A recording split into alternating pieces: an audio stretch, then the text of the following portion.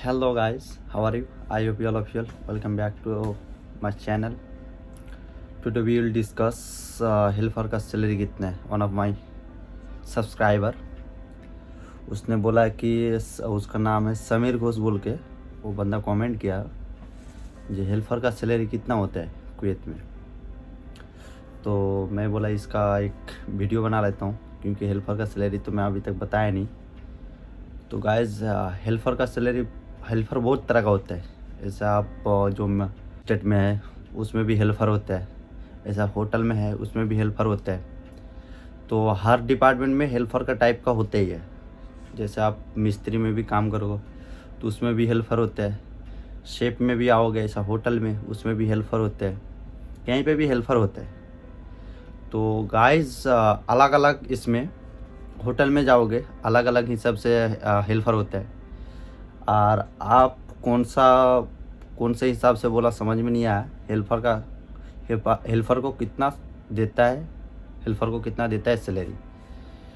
तो इसका बहुत ये करने के बाद, सर्च करने के बाद, ये सब पूछने के बाद, हर चीज़ को करने के बाद गाइस इसका सैलरी कितना मिलेगा आपको 110 से 120 जो डोमेस्टिक में आएगा. आपका डोमेस्टिक में आएगा, ये आएगा आपका डोमेस्टिक में. The salary of domestic helper in Kuwait. तो domestic helper earn salary not lower than minimum salary आएगा गवर्नमेंट ऑफ कुवैत.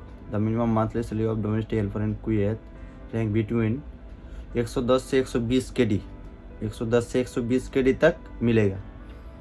तो गाइज जब भी आओगे ऐसा सैलरी होगा ना, तो थोड़ा जब आने से पहले सोचने का 110 से 120 केडी देगा. तो क्योंकि 110 और 120 केडी में यहाँ पे आके आप लास्ट में बहुत ये हो जाओगे, हताश हो जाओगे.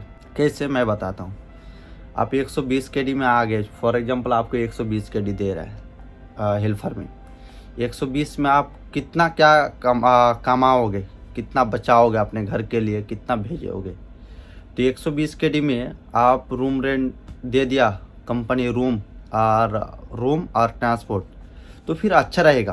तो हाँ 120 केडी मतलब इंडिया का 24,000 और 27,000 तक आ जाएगा. तो 27 में तो मोबाइल का खर्चा, थोड़ा ऐसा खाने का खर्चा निकाल के फिर भी आपका 100 केडी या 90 केडी बचाओगे तो ऐसे ही मतलब 20,000 22,000 बचा सकते हो वो. बट आपका उसमें रूम नहीं रहेगा, एकोमोडेशन नहीं देगा, ट्रांसपोर्टेशन नहीं देगा.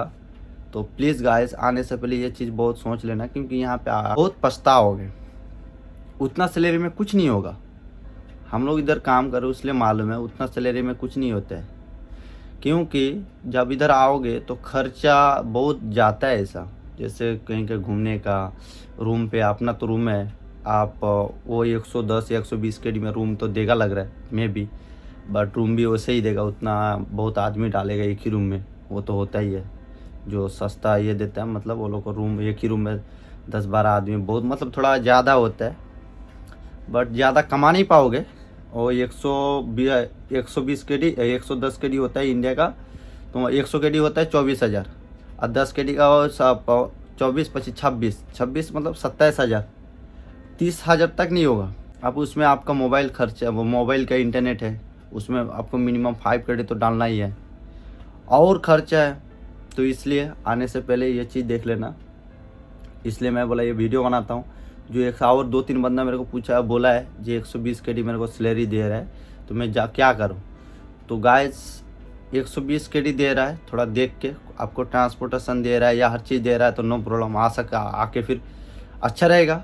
3 साल के बाद आपका वीज़ा भी वैसा 80 नंबर वीज़ा रहेगा, तो आप चेंज कर आपका कंपनी देगा जहाँ दूसरे 5 साल के बाद 3 साल के बाद देगा, जहाँ भाई मैं जा सकता हूँ दूसरा कंपनी तो ले सकता है. रिजाइन देखो जा सकते हो तो अच्छा है. बट आपको बहुत कंपनी ऐसा देता नहीं दूसरे जाने के लिए. डायरेक्टली रिजाइन भी मार के फ़ायदा नहीं होगा.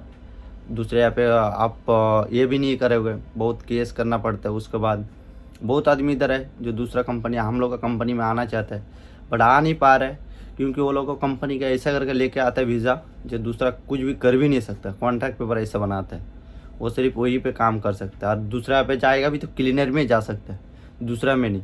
तो जब भी आओगे वीज़ा में आओ तो अच्छा रहेगा। इतना सैलरी होगा तो 3 साल के बाद चेंज कर सकते हो। तो इतना ही गाइस, और मेरा चैनल को सब्सक्राइब कर लेना क्योंकि इस टाइप का टॉपिक लेके आते रहता हूँ। So guys, okay bye.